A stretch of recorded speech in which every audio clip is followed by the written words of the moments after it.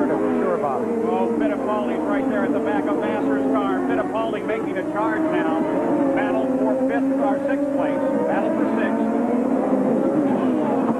Remember, Fittipaldi having his first race in an IndyCar. Do not confuse him with his uncle Emerson. Did I get it right? You got it right, Dan. Good.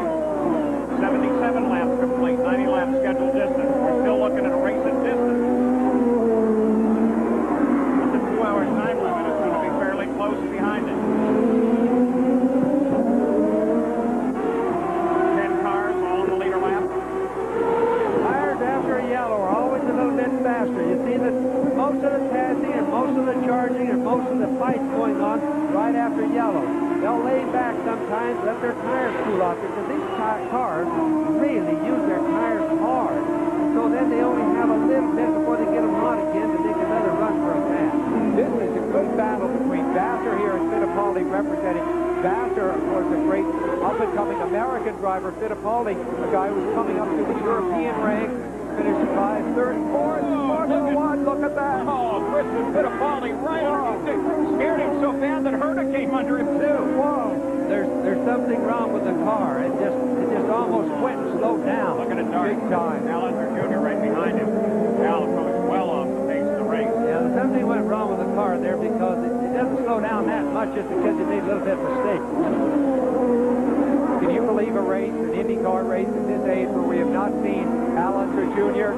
almost all day, way out front? Isn't it amazing? Well, let's consider this. If he stays where he is, Al Unser Jr. won't finish in the points. Emerson Fittipaldi won't finish in the points. They were 1st and 2nd in the points last year.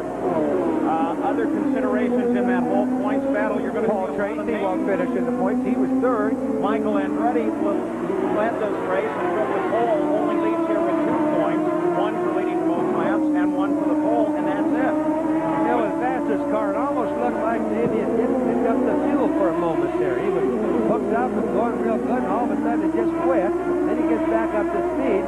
Sometimes, and remember this is the first race of the season again, the fuel tank sometimes suck a little bit of air of the lines through the fuel tank, and that caused them to quit momentarily. Sprint to the finish now here in Miami. The first race on this circuit that uses part of Biscayne Boulevard past the Freedom Tower. The old Customs House here. You can see it there just briefly in the shot of the skyline of Miami, and Brian Herta's into the barrier. Into the tires pretty hard, and he's got some stuff bent up there, so he won't be doing very much more. I think he's going to be out of the race right there, Paul. He wants them to back him out.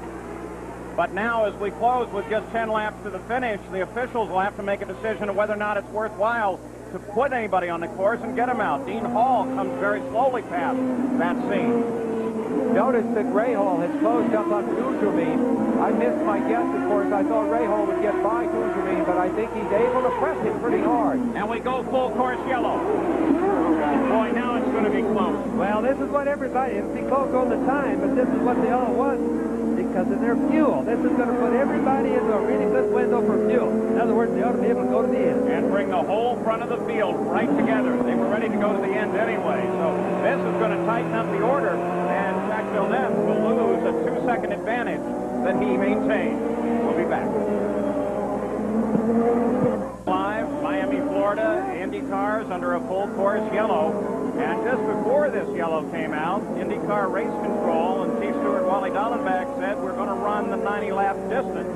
Now, we'll let you know if there is any change to that, because if the yellow would go another minute or so longer, it would put that 2-hour time limit in jeopardy. Brian Herta's car being removed from the barriers, looking for damage now that might prevent him from continuing on, and I see nothing obvious. Paul, isn't that amazing? We expected to see the front end of that car wadded up a little bit. Look at the wings. They still look good also. Shows you how good those tire barriers work.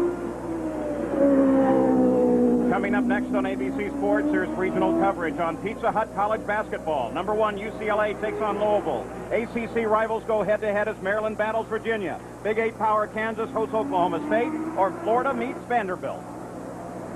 We are headed for a very, very close finish.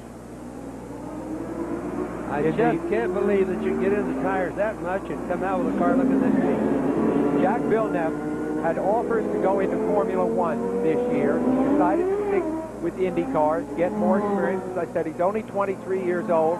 He's won one race last year toward the end of the season in his rookie year.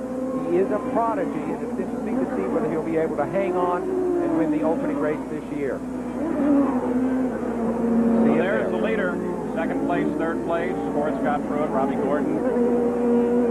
As Jim Swintal, the starter, has the green flag in his hand. Race control has said it will be a 90-lap race. Forget any time. Look at how many drivers are out of the race. Look at some of the names. Andretti, Johansson, Fittipaldi, racing. Let's go to Jack Pruitt. Well, Paul, this long yellow has enabled Bobby Rahal to cool his tires. He was reporting to his crew that he couldn't pass because he had a severe push going into several of the turns. He radioed back in, though. He's happy that it is going the 90-lap distance. When they drop the green, look for him to try one more time to take a stab at second-place Kuzumi. We'll have to wait and see if he's got it. Held up, hands the throttle, green flag comes out. Again, he is able to get a bit of advantage, though not as much as he did last time on the restart on Kuzelman. Rahal and Kuzelman stay right there, glued to the back end with 8 laps to go. And Jack, of course, I think we won't see any stupid moves from Bobby Rahal. Three-time champion, knows how to put these championships together, often a second or a third, particularly if you think you're racing men who may not be as much of a threat over the whole year as others. We stay with you right to the checkered flag now. That's into the end of this race, needing 3 laps gone. A wily veteran in third place there, the professorial Bobby Rahal back with Mercedes power. Carries him in third place, going to get it to the front. Normally speaking, they're going to have to do the passing now. And all the way over and through the barrier. The big one on. He's moving. I assume he's okay. Be careful with that assumption. What? He crashed a car earlier over the weekend. Right in. This is his backup car. I may have said over the barrier. Into the barrier and under the tires there. IndyCar safety team in there. I think it's going to be pretty good. I don't think it's going to be as bad as it looked in the beginning, Paul, because those tires have just done miracles so far. Look at all the safety guys working over him. He's moving his hand. Tires might have beat him up pretty good, but I'll bet he's all right. Race is continuing under green. This is being covered by a local yellow. Robbie Gordon out of the car for the applause of the fans here. Always good to see that. But he was strapped with the tires and hit him tight inside the car. What a race he's driven, too. Sticking throttle for the entire day. Maybe that's what put him off here. Here's the replay of the situation. Here's the driver down a straightaway here.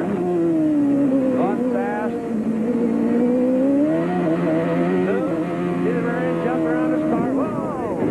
Now, that one I can't answer. Why it jumped out, it's not showing the cameras. By golly, I couldn't figure that one out. Boy, Bobby veered to the left there.